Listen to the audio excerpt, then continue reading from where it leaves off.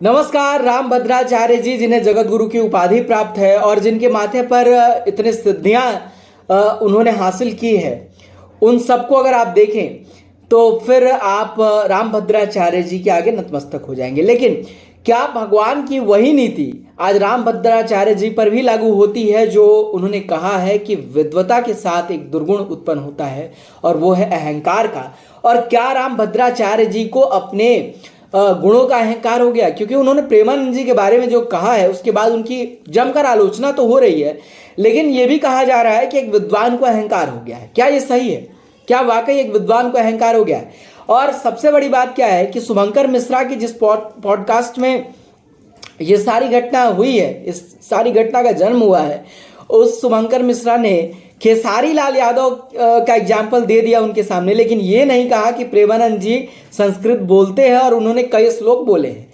शुभंकर मिश्रा की टीम पता नहीं कौन सा रिसर्च करती है कि वो नहीं ये खंगाल पाई कि प्रेमानंद जी महाराज जो है वो संस्कृत में एकदम फर्राटे से संस्कृत बोलते हैं, और उनके एकांतिक जब आप सुनेंगे तो आपको खुद समझ में आ जाएगा। देखिए, प्रेमानंद जी महाराज के बारे में जो कहा गया है रामभद्राचार्य जी के द्वारा, इसमें पूरे प्रकरण में अगर आप देखेंगे तो दो बातें हैं। एक तो ये अहंकार युक्त शब्द है कि मैं ही श्रेष्ठ हूँ, मैं जिस कुल में जन्मा हूँ वही श्रेष्ठ कुल है, और मैंने जो रचनाएं की हैं वही श्रेष्ठ है, शंकराचार्य कुछ नहीं है। प्रेमानंद जी महाराज को संस्कृत नहीं आती, वो बोल कर दिखा दे, वो एक अक्षर बोलकर दिखा दे, वो एक श्लोक बोलकर दिखा दे, वो एक वाक्य बोलकर दिखा दे तो मैं मानूंगा। ये सारी बातें अहंकार की तरफ दिखाती हैं, और भगवान ने खुद ही कहा है कि गीता में ये ज्ञान है भगवान के द्वारा कि मुझे कर्म को मुझे अर्पित करो। उन्होंने अर्जुन को कहा कि जो भी कर्म है उसे ज्ञानी भी करते हैं तो मुझे अर्पित कर देते हैं, क्योंकि इससे अहंकार उत्पन्न नहीं होता, आपका कर्ता भाव नष्ट हो जाता है कि मैंने ये किया, मैंने ये हासिल किया, मेरे करने से ये हुआ है। नहीं, जब एक भगवान का भक्त हो या उनको जो मानने वाला व्यक्ति है, जब वो कोई कर्म करता है और भगवान को समर्पित कर देता है तो उसके अंदर का अहंकार नष्ट होता है इससे, और ये दुर्गुण जो है उसका नाश होता है। और इसीलिए भगवान ने ये कहा है कि जो भी कर्म करो उसे मुझे अर्पित कर दो। अगर वो गलत भी हो गया तो मुझे अर्पित करोगे तो उसका तुम्हें गलत जो उससे तुमसे हो गया, मेरे शरण में आ गए तो उसका तुम्हें पाप भी नहीं लगेगा, और जो तुमने पुण्य कर दिया उससे तुम्हारा अहंकार भी फलित नहीं होगा। तो भगवान के क्या इस मैसेज को रामभद्राचार्य जी नहीं समझ पा रहे हैं? क्या उन्होंने ये मान लिया है कि सारे शास्त्रों के ऊपर वो है, जितने भी भगवान के उपदेश हैं सबसे ऊपर वो हैं?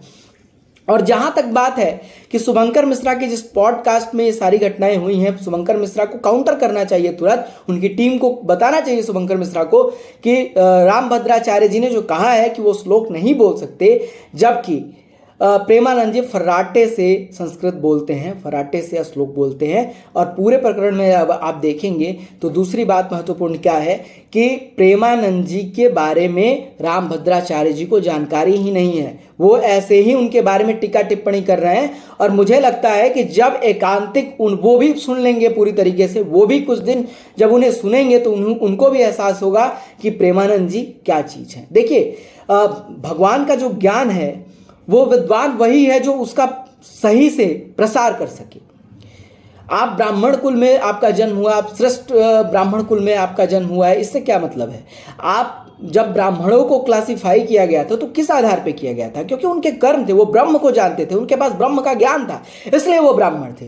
वो कर्म से थे, कर्म से ब्राह्मण थे, ना कि सिर्फ जन्म हो गया उनका और उन्हें सर्टिफिकेट प्राप्त हो गया तो वो जो चाहे वो कर सकते हैं और वो ब्राह्मण है इसलिए वो पूजनीय है। ऐसा नहीं है, बिल्कुल भी नहीं है। और ये बात आज के साथ धर्म गुरु बहुत अच्छे से समाज को नहीं बता पा रहे हैं कि ब्राह्मणों का कर्तव्य क्या है, और सिर्फ ब्राह्मण कुल में जन्म लेने से व्यक्ति बहुत महान नहीं हो जाता, उसे कर्म भी करना होता है और उसकी जो महत्वता है वो और बढ़ जाती है, उसकी महत्ता और बढ़ जाती है कि उसके ऊपर और जिम्मेदारियां बढ़ जाती है कि वो अपने कुल और खानदान के जो पूर्वजों का उसका संस्कार है, जो पूर्वजों के उसकी जो विरासत है उसे वो संजो कर रखे, उसे वो निभाए।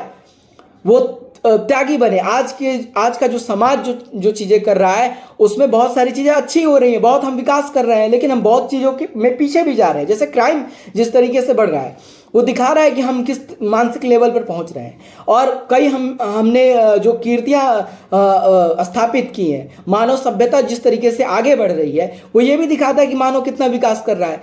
तो हमें चीज़ों को सही मैसेज देना चाहिए समाज में, ताकि समाज एकत्रित हो और समाज हमारे सनातन से कुछ सीखे, ना कि हम ये कहें कि हम जो है श्रेष्ठ हैं, हम ब्राह्मण बहुत श्रेष्ठ हैं। और जब आपने कह दिया कि ब्राह्मण बहुत श्रेष्ठ है और ब्राह्मण में भी वशिष्ठ कुल के ब्राह्मण बहुत श्रेष्ठ है, तो आपने सबको एक तरीके से नीचा ही दिखा दिया।